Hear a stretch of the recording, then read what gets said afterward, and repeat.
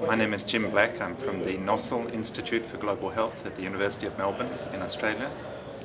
And we've been trying to turn mobile phones into useful diagnostic and treatment aids for mid and low-level health workers in Africa. Our main target group has been health workers in Mozambique because that's where our strongest collaborations have been. Also because Mozambique is still probably one of the poorest countries in the world. So if we can make things that are useful for health workers there, they'll probably work everywhere. Health workers in Africa are really unsung heroes. They keep working, they've got relatively poor training, they've definitely got very low salaries, and yet they just keep working day after day to try and provide the best services they can for their communities. The really interesting thing in Mozambique at the moment is that where mobile coverage exists, nearly all of the health workers have already got their own mobile phones. So it's an established technology, we don't need to push anything, we're just following it and trying to make them more useful. Unlike most people, we've started from day one trying to take into account the big issues of scalability and sustainability. And that means, from our point of view, basically no recurrent costs. We're trying really hard not to do anything that creates any recurrent costs at all, other than maybe recharging the phone a little bit more often.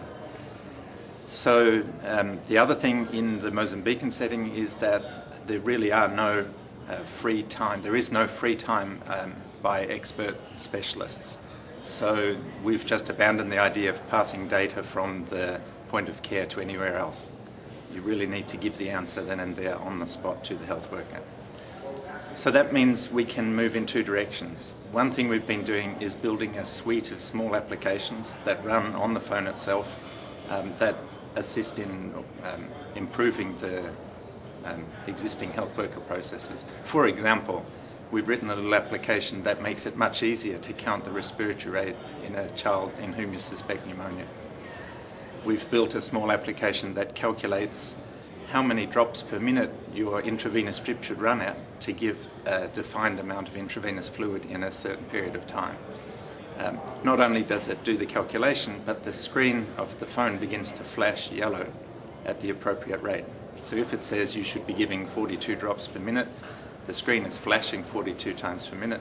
The health worker just holds the phone up alongside the drip and arranges it so that one drop falls each time the phone screen flashes. Really simple ideas, but they should be extremely useful to health workers. We've built a drug dose calculator, particularly for pediatric drug dosing, in which we've got all the information from the national formulary in the phone in a database, and we link that to the calculation of drug doses.